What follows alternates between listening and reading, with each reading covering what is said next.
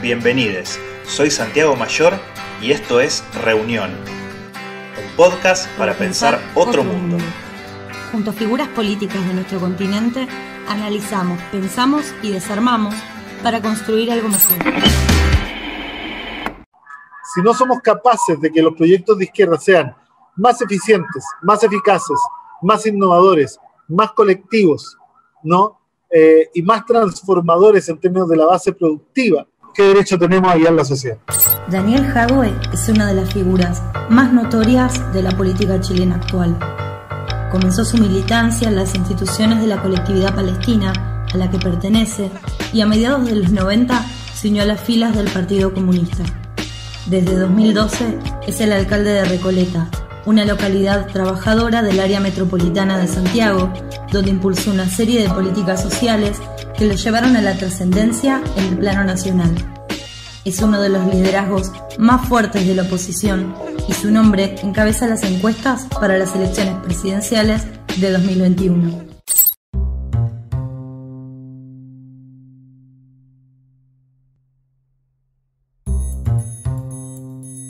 Este 2021, este año se perfila como un año de inflexión, quizás, posiblemente, para la historia reciente de Chile, tanto por las elecciones constituyentes de abril, como quizás por las presidenciales de noviembre. Y en ambos comicios, la izquierda tiene perspectiva de tener buenos resultados. ¿Cómo analizás, cómo ves que se perfila este año posiblemente tan importante? Efectivamente, por primera vez en 3 décadas, la izquierda tiene la posibilidad real de conseguir los objetivos por los cuales se viene jugando hace 30 años, ¿no?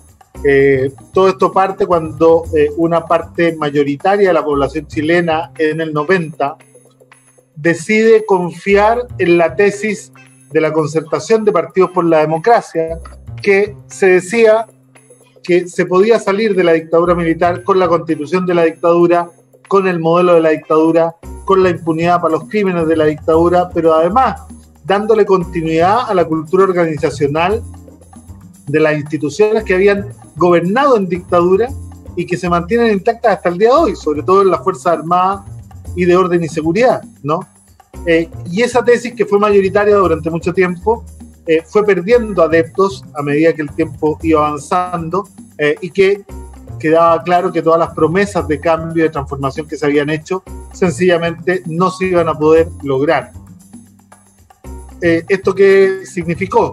Que el modelo siguió, que se fue profundizando, que las desigualdades se fueron acrecentando, que más allá de temas, entre comillas, que pueden ser formales, como la reducción de la pobreza, pero en términos de pobreza por ingresos, ¿no? En una además reducción súper frágil, porque a la primera crisis todo el mundo vuelve a donde estaba antes, ¿no? El modelo siguió por la misma ruta que la dictadura, y creo que se empezó a revelar una verdad incómoda, que la concertación de partidos por la democracia, la socialdemocracia chilena, esa socialdemocracia que fue tan neoliberal, le había ocultado a Chile. ¿Y cuál era esta verdad incómoda? Que en su seno habían vivido un proceso de convergencia ideológica en lo económico con la dictadura. Y que por lo tanto ellos estaban tan convencidos como la dictadura de que el modelo que teníamos era el que Chile merecía. Y esa tesis empezó primero a revelarse y después a hacer crisis, ¿no?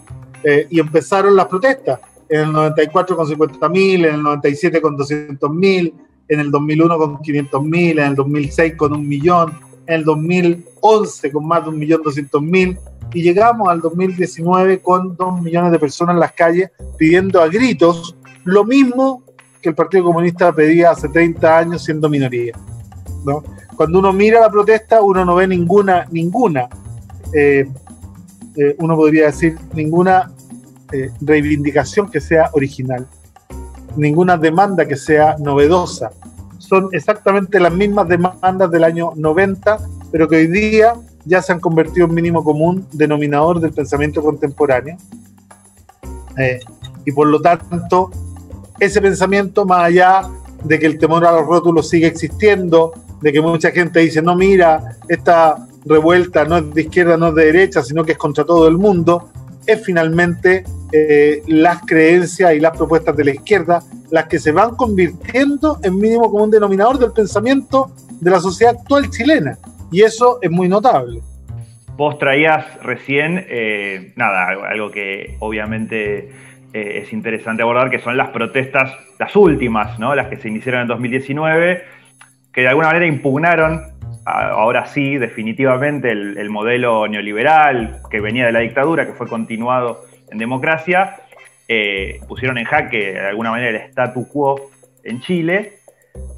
Sin embargo, y vos también lo mencionabas, hay cierto discurso de, bueno, las protestas no son de izquierda ni de derecha. No parece haber, a priori, habrá que ver este año con las elecciones, pero no parece haber una representación política clara de esas protestas, de esa movilización popular, ¿no? No hay un partido o una figura, un dirigente, una dirigenta que parezca aglutinar o concentrar esas movilizaciones. Tiene que ver con un proceso histórico, Santiago. ¿Por qué lo digo? Porque la recuperación de la democracia en Chile en 1990 coincide temporalmente con la caída de los socialismos reales y con la crisis ideológica de la izquierda, ¿no? Entonces, la izquierda chilena trata de reconstruirse a sí misma, saliendo de una dictadura que ha destruido todo el tejido social, ¿no? Y que además ha hecho una campaña brutal contra el pensamiento de izquierda, y además a esto se le suma, ¿no?, la crisis, entre comillas, del proyecto histórico de la izquierda.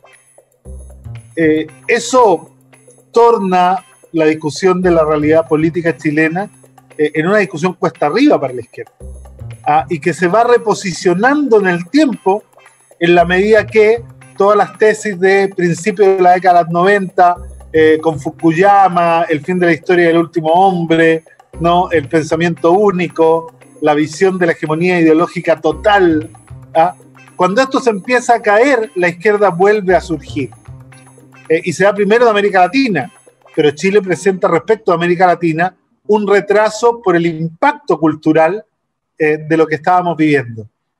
Yo creo que eso es lo que ha empezado a cambiar y lo que empieza a poner nuevamente en valor el proyecto, no histórico, pero sí el proyecto de transformación y de superación del neoliberalismo, por cuanto hoy día creo que si hay un consenso en el mundo es que el neoliberalismo no da el ancho. El Partido Comunista de Chile fue formalmente fundado en 1922 y junto a sus juventudes conforma una de las organizaciones políticas más grandes de ese país. En 1970, la llegada al gobierno de la Unidad Popular encabezada por Allende fue la primera cristalización del programa frentista por el que el partido abogaba desde mediados de la década de 1930. Aunque su participación en el gobierno de Allende no era mayoritaria, propulsó varios de los avances populares más significativos de la época. Tras el derrocamiento de la Unidad Popular y el golpe pinochetista, los comunistas fueron duramente reprimidas y perseguidas y se constituyeron en un pilar de la resistencia a la dictadura. Al regreso de la democracia, la continuada vigencia del orden social del pinochetismo truncó varios de sus esfuerzos políticos, aunque desde sus construcciones gremiales y estudiantiles, reconfigurado y actor de una nueva época política en el país trasandino, el comunismo chileno fue ganando más espacios de representatividad electoral, impulsó con fuerza el reclamo por una nueva constitución y sigue su crecimiento.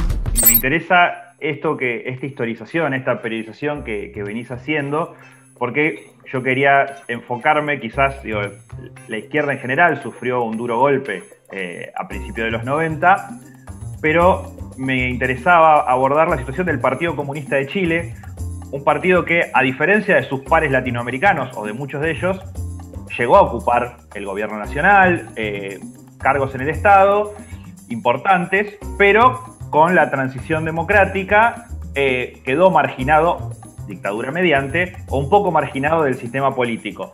Algo que ha empezado a cambiar hace ya unos años y que hoy, tu figura, cómo me dicen las encuestas y demás, dan cuenta de cierto cambio, cierta vuelta al centro, o más al centro de la escena del partido, con toda la carga que tiene, ¿no?, la palabra comunismo, comunista, producto de esta derrota histórica, si se quiere, provocada por la dictadura y luego por la recuperación democrática.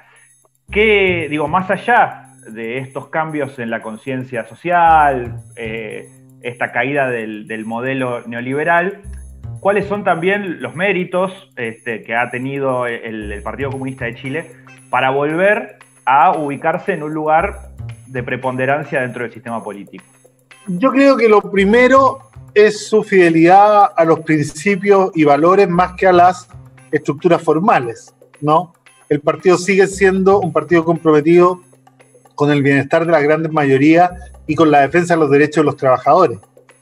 Más allá de que uno discuta si la experiencia soviética o la caída de la experiencia soviética significa el término de una experiencia histórica o de la necesidad de superación del neoliberalismo, lo que está en la base del actuar del partido es seguir trabajando más que en un proyecto, en un trayecto.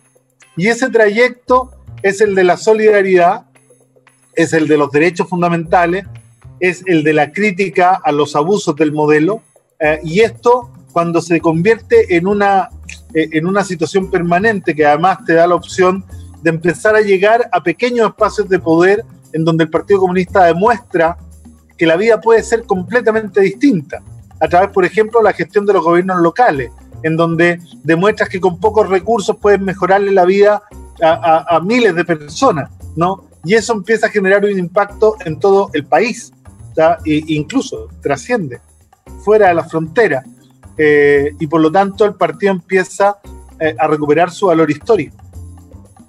Y además, vuelvo a decirte, se empiezan a caer las tesis del pensamiento único, se empiezan a caer las tesis de la hegemonía neoliberal, y ahí se empiezan a revalorizar las tesis históricas de este conglomerado de personas, independiente de que todavía permanece este temor a los rótulos, de que todavía permanece los efectos colaterales de la campaña anticomunista, ¿no?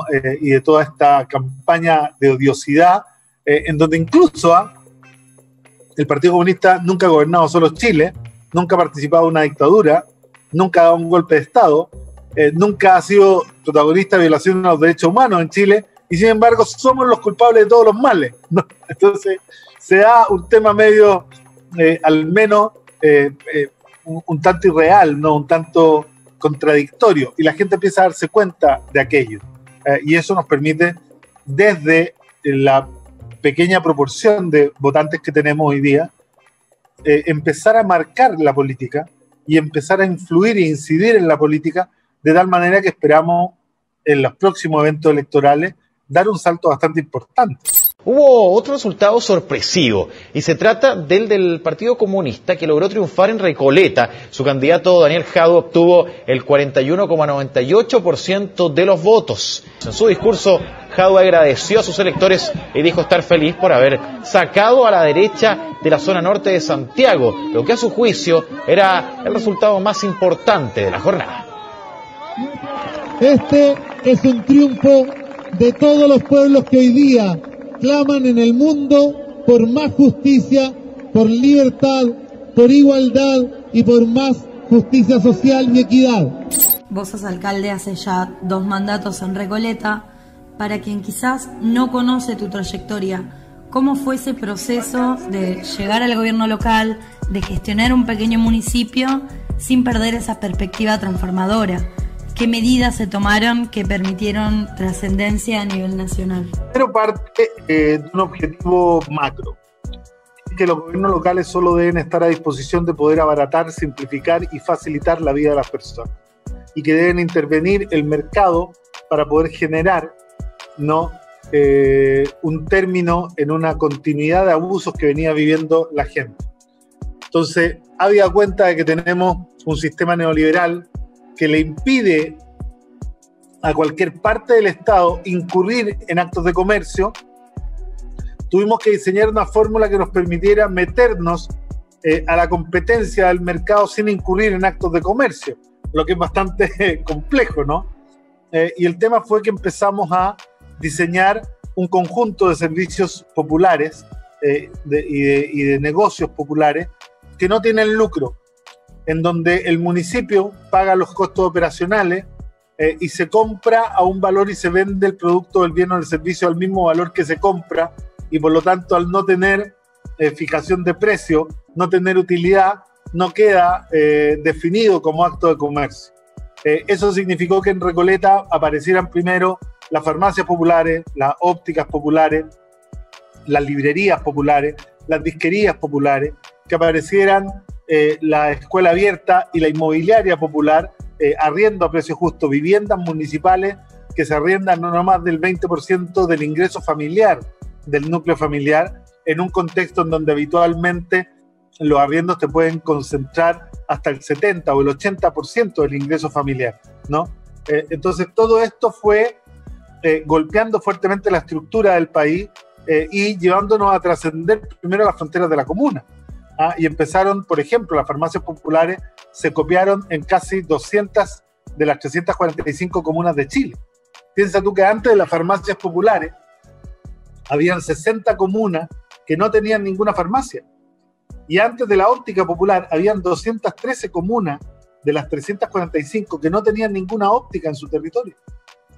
Antes de la librería popular, que así funciona el mercado, ¿no? Habían 297 comunas del territorio, más del 80% del territorio nacional, en donde no había ninguna librería.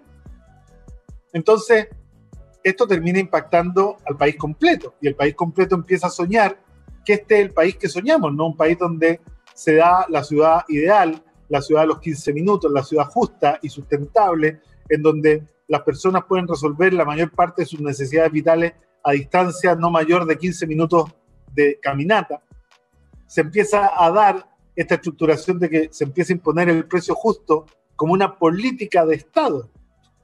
Y eso es muy notable en un contexto en donde el mercado era omnipresente y omnipotente en nuestro país. Ciertamente he cometido errores y he ofendido a mucha gente durante mi trabajo. Y lamento que eso haya ocurrido y me arrepiento que eso haya ocurrido. Y pienso especialmente en los alcaldes y las alcaldesas.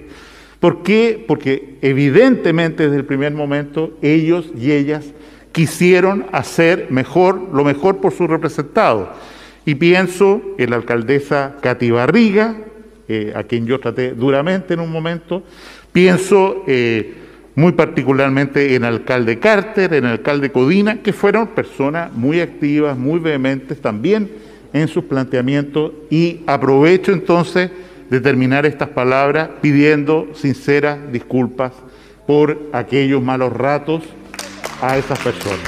Partiendo de toda esta experiencia, de este recorrido, ¿cómo fue afrontar la pandemia del coronavirus desde un gobierno local y con un gobierno nacional que tiene sus propias formas de manejarse y una agenda de salud pública totalmente distinta a la de Recoleta? Bueno, fue bastante complejo porque además dentro de la estrategia de este gobierno, en la primera parte del enfrentamiento a la pandemia, dejó afuera a los gobiernos locales. No los consideró, entonces dejó afuera a toda la red de salud primaria, negándole la información, pero más encima no queriendo colaborar con ellos. Y esa fue la etapa más dura, porque además fuimos fuertemente discriminados por el gobierno central con respecto a las medidas que se iban tomando. Hay comunas, por ejemplo, ricas que entraron en cuarentena cuando tenían 150 casos cada 100.000 habitantes, y a nosotros, o sea, 56 casos cada 100.000 habitantes, y a nosotros se nos esperó hasta que tuviéramos más de 350 casos cada 100.000 habitantes para protegernos con la cuarentena. Esto fue un proceso bastante duro, y nosotros simultáneamente empezamos a desarrollar estrategias con medicamentos y con tratamientos alternativos que el gobierno, que estaba preocupado más de defender los intereses corporativos que de la salud de las personas, no estaba disponible a traer, ¿no? Entonces empezamos a desarrollar una política absolutamente alternativa que dio buenos resultados a partir de cuando la pudimos implementar, que son, uno podría decir, después del 5.º mes. Y ahí también el gobierno tuvo que entender y asumir que su política fue un fracaso total, y empezar a considerar a los gobiernos locales y a la salud primaria, y esto nos permitió de una u otra manera, a lo menos en nuestra comuna, tomar el control de la pandemia y empezar a manejarla nosotros, ¿no? Y eso ha mejorado mucho los números en el último tiempo, a pesar de que la estrategia del gobierno sigue siendo completamente errática y se ha centrado solo en esta visión hospitalocéntrica y además en tratar de traer las vacunas. Yo creo que el tema partía mucho antes de que se intentaran traer las vacunas, porque finalmente las vacunas empiezan a llegar un año después del surgimiento de la crisis. O sea, hubo un año en donde no tuviste ninguna estrategia, ¿no? Te vuelvo a traer al escenario político de este año. Recientemente, tanto el Partido Comunista como el Frente Amplio, espacios que durante algún tiempo se vieron con cierto recelo, llegaron a un acuerdo electoral para los comicios de abril. Si no me equivoco, me corregirás cualquier cosa. Mi pregunta apunta si consideras que esta alianza reciente tiene posibilidades de trascender este momento electoral más allá y convertirse en una opción de poder real dentro de Chile a partir de todo el proceso que venimos analizando desde el comienzo de esta entrevista. Mira, eso está en discusión. Yo creo que ha ido avanzando la posibilidad de que ese acuerdo trascienda, ¿no? Pero hay que reconocer que dentro del Frente Amplio hay sectores que se sienten más cercanos a la socialdemocracia neoliberal que a un proyecto de transformaciones más profundo.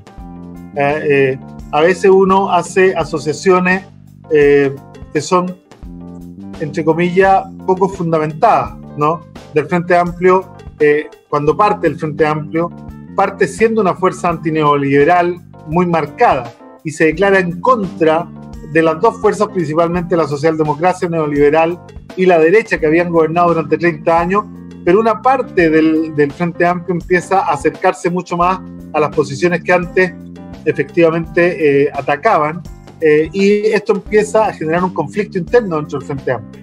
El Frente Amplio además basa su principal capacidad de gestión o su principal accionar político en una excesiva parlamentarización que tiene sus costos, porque llegan a jugar a la superestructura política y se olvidan de una u otra manera de los territorios. De hecho, hay liderazgos tremendamente potentes del Frente Amplio que en 8 años de Congreso no logran establecer un trabajo territorial que hoy día les permita mirar el futuro con tranquilidad en términos electorales. Y eso son ruidos que se meten en la conversación y que dificultan, ¿no? Toda conversación estratégica, porque por supuesto hay intereses personales que median esta posibilidad. No obstante aquello, creo que ya se ha ido asentando en lo que queda del Frente Amplio, porque el Frente Amplio ya no es el Frente Amplio. Partieron 11 partidos, hoy día quedan 4, de los 4, más de algunos se ha ido la mitad de la gente hacia la socialdemocracia neoliberal que antes criticaban. Entonces, lo que va quedando ya ha ido viviendo una depuración y se empieza a acercar más a la posibilidad de conformar una alternativa antineoliberal que le entregue una alternativa a Chile, ¿no? Hoy día nosotros tenemos una alianza que es con gente que no es de izquierda, pero que sí se define antineoliberal, ¿no? Que son el Frente Regionalista Verde Social, que son más bien de centro, pero que son claramente antineoliberales, y con otras fuerzas de izquierda que se han ido sumando en lo que se llama Chile Digno y Soberano, y vamos a continuar haciendo todos los esfuerzos para poder entablar una alianza con el Frente Amplio, pero hay sectores del Frente Amplio que todavía piensan que para cuidar su marca tienen que llegar a la primera vuelta de la elección presidencial con candidato propio. Eso no es muy consistente. Esperamos que esa discusión se siga desarrollando y avance, y nosotros vamos a seguir trabajando por la unidad de la izquierda, que creemos que es fundamental para poder ofrecerle a Chile una alternativa antineoliberal. El neoliberalismo que ha triunfado recientemente en algunos países de América Latina está repitiendo las viejas recetas que hace 20 años fracasaron y llevaron a esos países al desastre económico y al desastre social.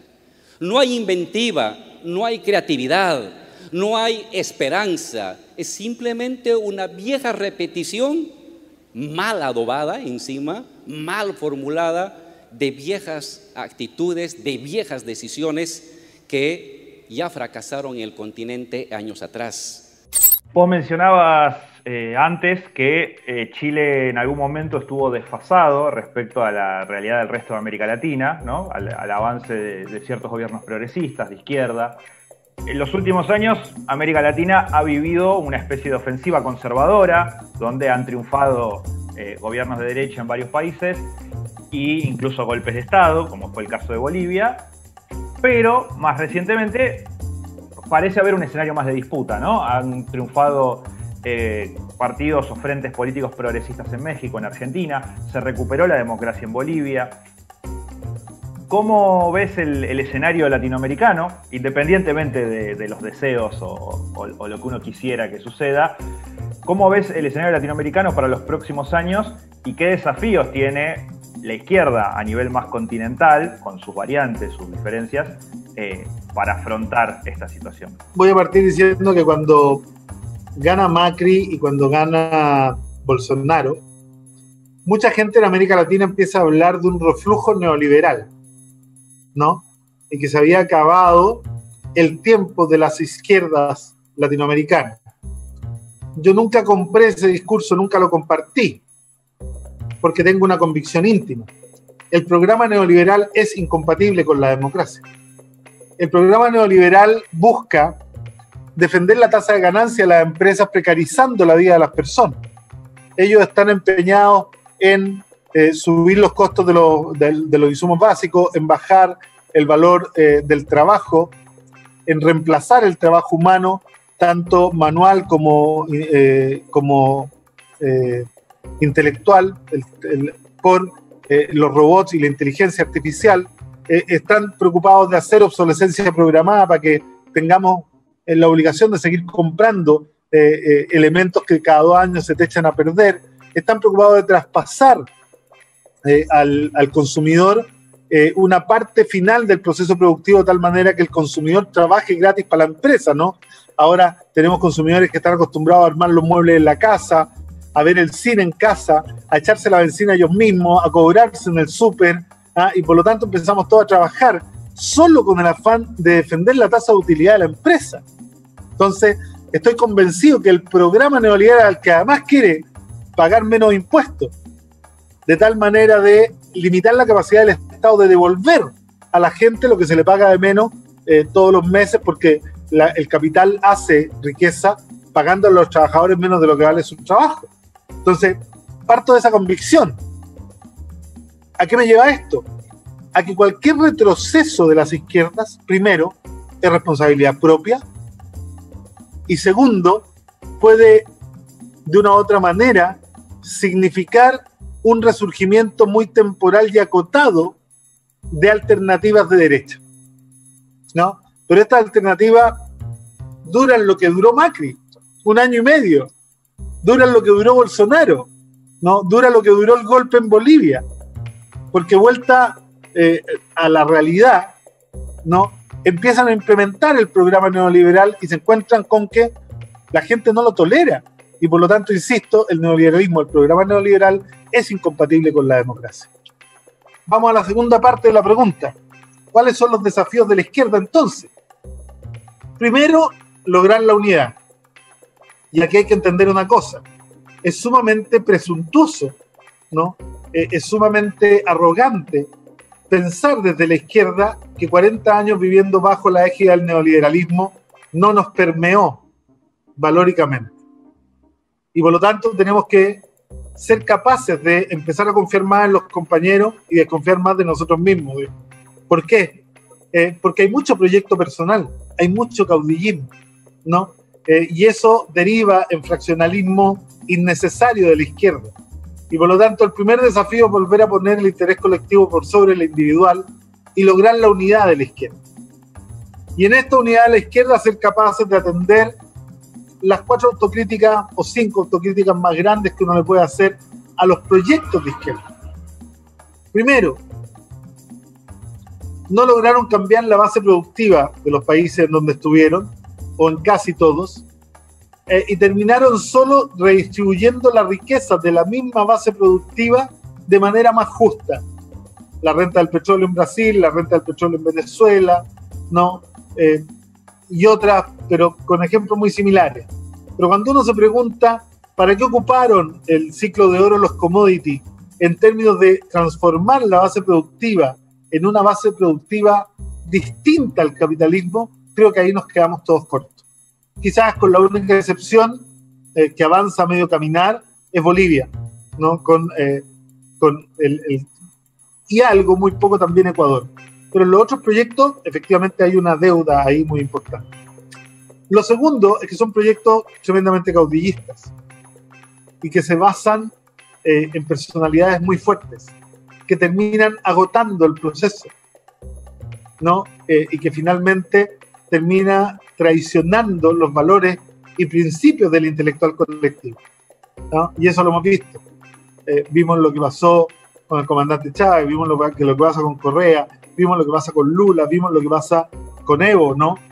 Y finalmente creo que esto nos termina dañando mucho porque le quitamos poder al intelectual colectivo, le quitamos proyección al colectivo, ¿no? Y eso me parece que es algo que la izquierda tiene que tratar. Estos no pueden ser proyectos basados en personas, tienen que ser proyectos basados en colectivos fuertes y en colectivos y en organización cada vez mayor de la sociedad. Lo tercero es que, no conscientes de lo que empezaba a hacer la derecha, que ya no hace golpes directos, que ocupa estrategias judiciales, fuimos tremendamente laxos en el tema de la corrupción, sin llegar a entender que nuestros enemigos son capaces de construir casos, ¿no? A través del lawfare, a través de la judicialización de la política, para destruir personas. Y que eso indica que nosotros tenemos que ser 100 veces más recelosos de los temas de corrupción, porque además hay un tema central.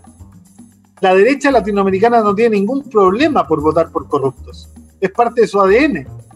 La derecha lleva corruptos al poder, lleva en Chile ladrones de banco, lleva gente con conflictos de interés, lleva gente como Bolsonaro, lleva gente como Macri, ¿no? Como la familia entera de Macri. Para ellos no es un problema la corrupción, es parte de su ADN, porque el sistema es corrupto. Pero el votante de izquierda es absolutamente intolerante a la corrupción. Y ahí tenemos que entender que esa tiene que ser una línea infranqueable. Y seguido de esto, creo que tenemos una deuda con la innovación, con el rol de la ciencia y la tecnología, ¿no? Y con la eficiencia y la eficacia del uso de los recursos públicos. Creo que estos 5 temas son centrales para el desafío de la izquierda.